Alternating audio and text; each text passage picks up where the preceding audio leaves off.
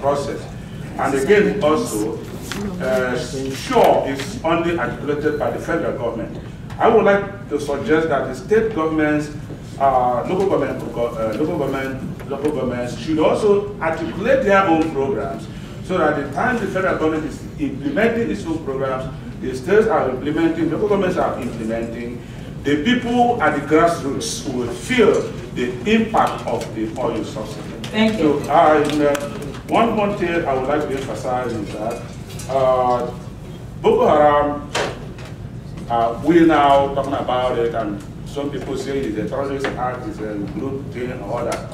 I would like to suggest that even though we've mentioned that we have to use or collaborate with other forces like America, Europe, and all that, this is a Nigerian peculiar problem.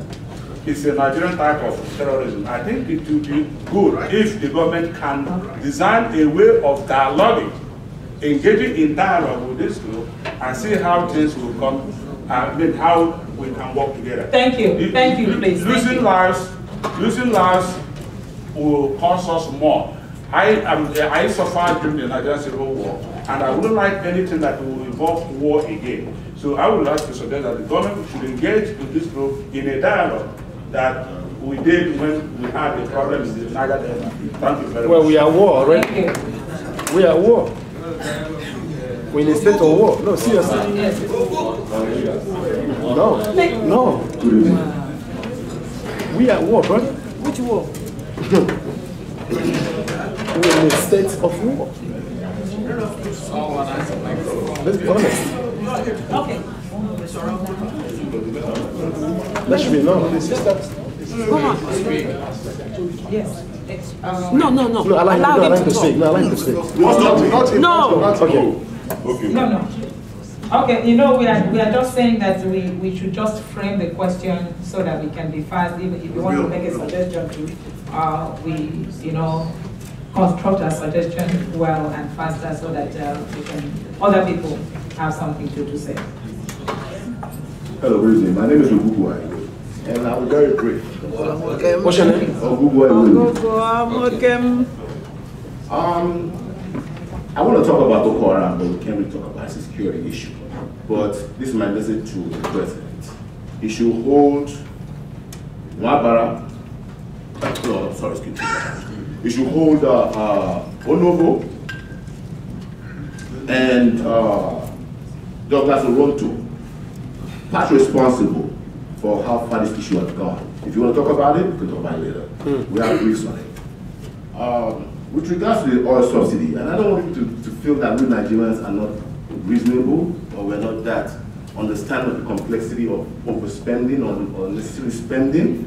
But the point about the subsidy is that the timing is not right. And I'm wondering, this kind of forum we have here, why didn't the president have this forum before declaring the subsidy?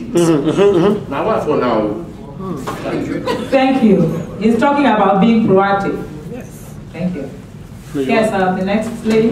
Good question. Hi, my name is Ina. And they don't do for politics, I'm not politician. Many parents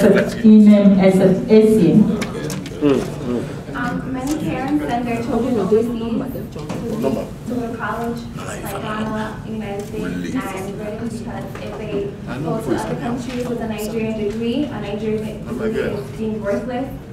What are you doing to make sure our educational institutions are up to international standards? What was your question again? What are you doing? Okay. Thank you. Okay. In fact, she's supposed to be the last. I'm going to announce it. So since you guys are on the floor too, ask our question and the minister will answer. If you have any other question, just write it and forward it down to us. We will still take after this. Okay. Then this is the last set. Honorable Minister, do you want to respond now, or you still want to? Only the people that are standing. Everybody, every time you say last time, 3 people come online. What's going on? Do they listen? Then you check them out. My dear, I'm not fighting. I don't have to fight. I'm not fighting. I'm here to Yes. Each time you say this is last two. Okay. So they have heard us. Listen to the order. That's why they Chief, it's okay. We will enforce it. Chief, to the order. All right. Yes. That's instruction on the floor. Okay, it's okay. That's the point in the context. So take to it. Chief, right, Yes. Thank you. Can you guys sit down? Let the minister just respond to the question. Because we've said it. We don't have power to do something. Yes. You're not like that's why Nigeria is progressive. Yes. That is why Nigeria is not progressive. Okay, thank you, sir. Thank you, sir. Thank you, sir. Thank you, sir, please. That's a problem. It's all right, Chief. Thank you. Thank you, Chief. Good evening to you all. Yes. My name is Ibrahim Ahmed. I'm a resident of New York. And I love Nigeria so much. Witnessing what has been going on in Nigeria, I believe truly, and is the truth, when Martin Luther King, when he decided to think of what the dream means, he never wait for the night to come. He never wait for the time to come to occupy his blanket, nor for him to think of the dinner to eat, but walk on the street against the oppressors, walk on the street against the government that does not recognize them with their right to practice, the right to live as a human being. This is the kind of right, I believe, for a long time of pain that Nigerians have been going through. By limiting what I am going to say that have been said by so much lovers of Nigeria. This is part of the issue in so many segments of Nigerians that Nigerians have been suffering from their government. Specifically to talk of the creation of Boko Haram, which I believe I am from Kano state of Nigeria. According to many information and which considered to be a true sources, this Boko Haram, you can indirectly say that they are created by government because of the government negligence. The same thing as many groups that have raised up and speak in the way they believe, just like the people that left here. We work together to come out on the streets sometimes when things going on in Nigeria, to fight, to express our feelings in the same way they express. My message today is one message. Please send this message to the federal government of Nigeria. They have allowed the emirs, they have allowed the politicians from any aspect, from any level, to invade the social welfare that is made for Nigeria or created for Nigerians, to share, to enjoy what that fund is originated for them. As a result, you will see a chairman of a local government or a councillor, not only that he taking the whole fund that is given to the masses, but giving even salary out for the people that are not employed by the government. While the other people are just observing what is going on, while other people are seeing what is happening. For example, from Borno State, which we got a very good, authentic sources. When two groups of religious people supported the government, one of them, once he started working with the government, and then he faced and turned his back, not in accordance with how the other group believed that he was going to exercise the sincerity and honesty in government. Immediately, they start to be opposition. That is the creation of Boko Haram. Please, not only in Boko Haram area, in the entire Nigeria, this is very important. We are going to continue to protest in the best way we can, in a very civilized way. Like I said, that's why the power of the statement and the words that Martin Luther King uses, that's why the government can no longer handle it. That's why they begin to retaliate in bullets. This man is gone now. Believe me, this man have changed the history of the world in terms of what protest means. And we are going to continue peaceful demonstrating in this kind of event on the street and even in Nigeria. Thank you. Thank you. Thank you. Honorable Minister, are you ready now to respond to the question?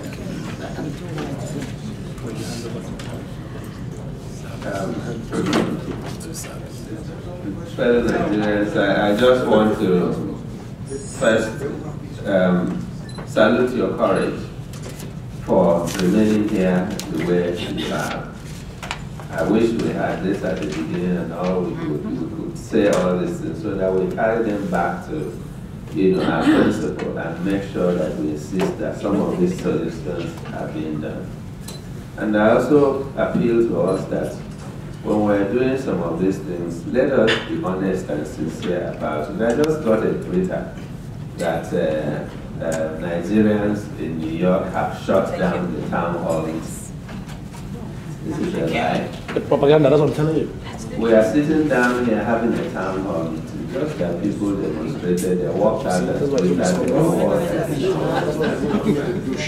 so these are the things we're talking about. If we're civilized about it, we will get to where we're going. I told you that's what you came to do, propaganda.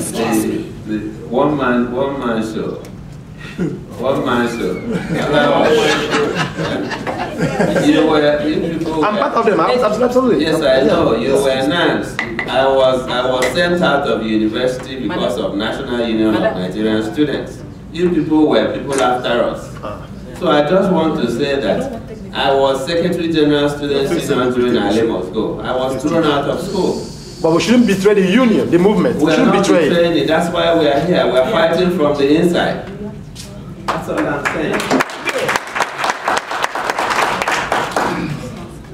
The diaspora Nigerians, as Buki said, since Obasanjo came, what has happened?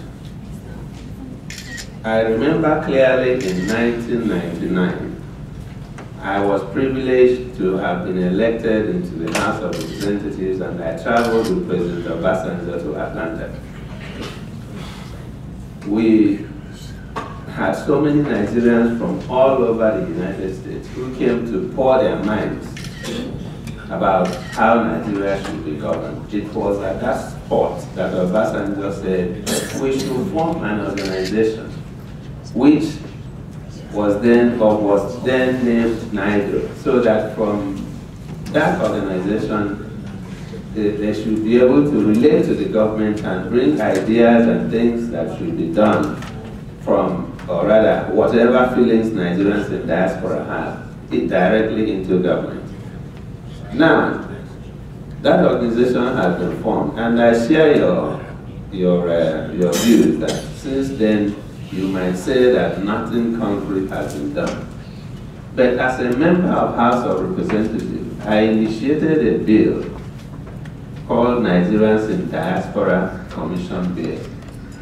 Incidentally, I left the National Assembly in 2007, having been appointed Nigeria's ambassador to Austria. But Abdikir Dabri, who returned to the House, carried on with that bill.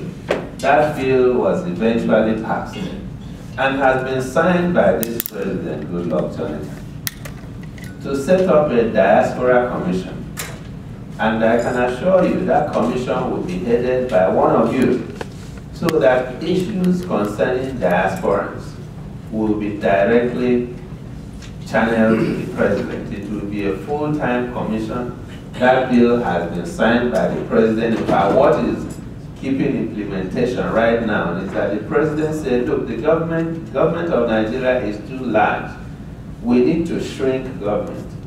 There are so many parastatals that are duplications of other parastatals. So we set up a committee to look at all these parastatals, merge those that need to be merged, remove or scrap the ones that need to be scrapped, so that by the next few months when he's going to announce the list of parastatals, we would have a smaller government and more effective government. And Nigerians in the Diaspora Commission will be part of this commission. So I just want to say that something is being done, and when we have this commission, it is going to be fully empowered to deal with all issues concerning Nigerians in diaspora. I want to assure you that as long as I am part of that government, there is no way that the voice of Nigerians in diaspora will not be heard. Thank you. So I just want to assure you that we will get there. I mean, some of us are opportune to be in government, and a number of you will soon be opportune to be in government. And I've always believed in George Bush's 1,000 points of light. What that means is that wherever I find myself, I must make a positive difference. Thank you. That's good. If we are able to find 1,000 of us in government who will make positive difference, Nigeria will change. God will help me because I believe He will. I pray to Him, and I know that Nigeria must change. When people like us take mantle of power, Nigeria has no choice but to change. Amen. As a member of the House of Representatives, I want you to go and check my record. Bills like Freedom of Information Bill was the first bill I presented on the floor of the House June 6, 1999. And I'm happy to say that today, Freedom of Information Bill has become Freedom of Information Act. Diaspora absentee ballot voting was also part of the bills that I presented in the House. Now, I'm just mentioning a few of these to let you understand that no matter what happens, unless I am not part of that government, we will not stop fighting. We will fight from the inside. We will emancipate Nigeria, whether they like it or not. And I want some of you who have who have the commitment to also come and join us. Sir. I say to members of the House when I was there that I was one of those who have shed his blood for Nigeria. And I say that with all sincerity. In 1999, when I came to run an election, I left this country 2 weeks after the election was called. There were so many people who were running, there were 27 of us. When I won the nomination, at the spot when the result was being announced, I was shot. Live bullet, I was shot. I have scars to show it. They were saying these boys have just come from America and they want to take what we have been fighting for how many months. I thought it was a joke. I confronted them. The bullet would have hit my head. I just dodged like this and the thing hit my hand. So when I say that I have shed my blood for Nigeria, I have. And I will continue to do whatever it takes to make sure that we change that country. So I am challenging some of you to please join us in doing so. I know some of you are demonstrating here. Please let us hear your voice so that when we go back, the President will know that you have really spoken to us. Thank you very much. Honorable. Thank you very much, Ambassador. From what he has said, we now begin to know that it's really serious business. The President knows the people he has sent on this message. If he didn't want sincere thoughts, perhaps we won't be the ones to be sent here. He's talked about the diaspora Nigerians and the bill. So when that one becomes operational, you will know. And if there are amendments, we will still propose. The bad thing is there's something begins to happen. And that's the beauty of the game, starting from inside. For other issues that need to be done through the law, if there are issues you think we need to develop or get on as a bill, individuals have the right to propose. Organizations have the right to propose. The National Assembly does not belong to one person. Once it's there, we will also get people to rally around your submission and get it through. So why I'm saying this, like I said when I did my shadow, was that those of you that have traveled, you know what obtains in different places. So you can use that to help us. Some of the laws we have are also obsolete. That's why we say some of these things are not being done. Many of these laws are being reversed. I'm talking about human rights. If you don't have the laws, you might also be infringing on somebody else's human rights, even if the person is a known criminal. But when the laws are right, it becomes easier to arrest and imprison or sanction somebody. So we need a lot of those of you that are lawyers and those of you that are also human rights specialists. Then the issue of corruption, we have the messages, and I also know that government is working. The EFCC is being reorganized. The one in the downstream, you have heard that Mr. President has directed that they should start investigating the subsidy accounts. And we believe that a whole lot will come out of all those. The educational system, I talked about my young lady there, talked about the educational system. We are all part of the war of the educational system. But the government is doing a lot from the basic education to other issues. The issue of technology, computerizing the system is on top here. And that is why government created Minister of Communication Technology. And the Minister of Communication Technology is also from the diaspora. She is, that's Mr. Obabala Johnson. She's a diaspora. And this thing of Minister, my ambassador is talking about, many of the ministers are diasporas. Dr. Adeshina, the Minister of Agriculture, is one of them, from the diaspora. The Minister of Finance, the Minister of Power. The Minister of Power is the diaspora from the US here. He was a professor at the University of Lisbon. It doesn't mean nothing. You know? No, I'm sorry, it doesn't mean nothing. But she's not answering the questions. Wait now. How are you going to build new universities when the old ones are not maintained? You're not answering the questions. Already, don't do that. That's not right. I'm just saying, answer the questions. I'm sorry. But the questions are not being answered. Let her finish. The questions are not being answered. Don't do that. Madam Minister. It's not necessary. I'm sorry. It's not necessary. I am also Nigerian. I feel offended that you decided to stand there and hijack a meeting. I'm not hijacking. The questions are not being answered. Please, sir, grab a seat. Because you're being disrespectful and it's not fair. Please don't comment. Let her finish now. Answer the questions. You keep quiet and you can express your thoughts later. Let her talk. Don't do that. You don't love Nigeria more than that's not right. Answer the questions. Okay, my brother. Let her finish now. How do you have the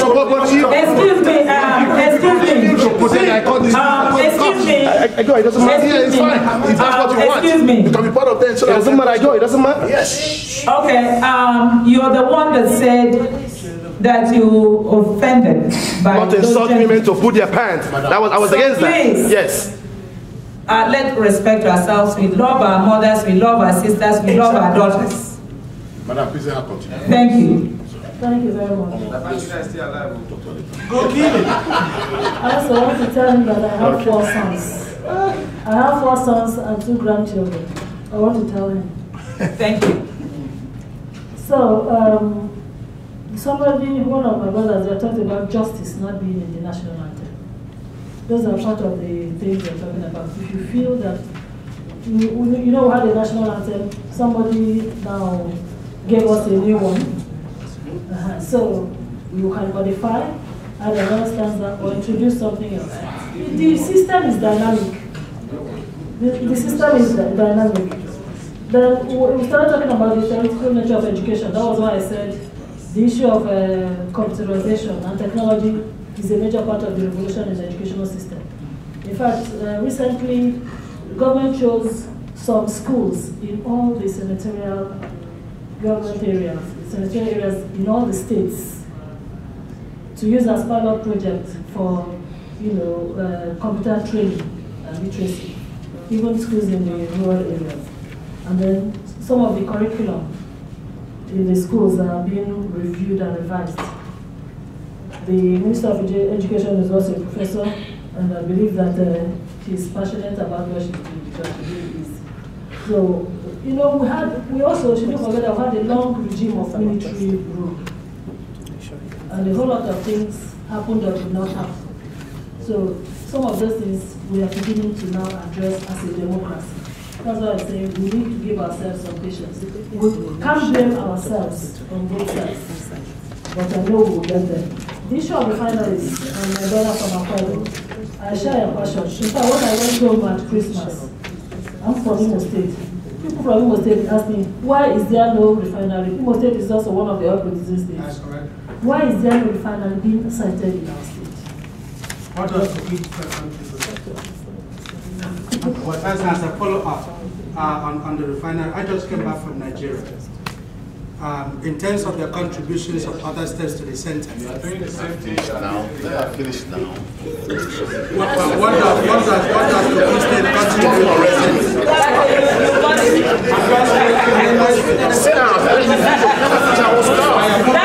That was my question, but just straight. Thank you. He said he has already apologized now.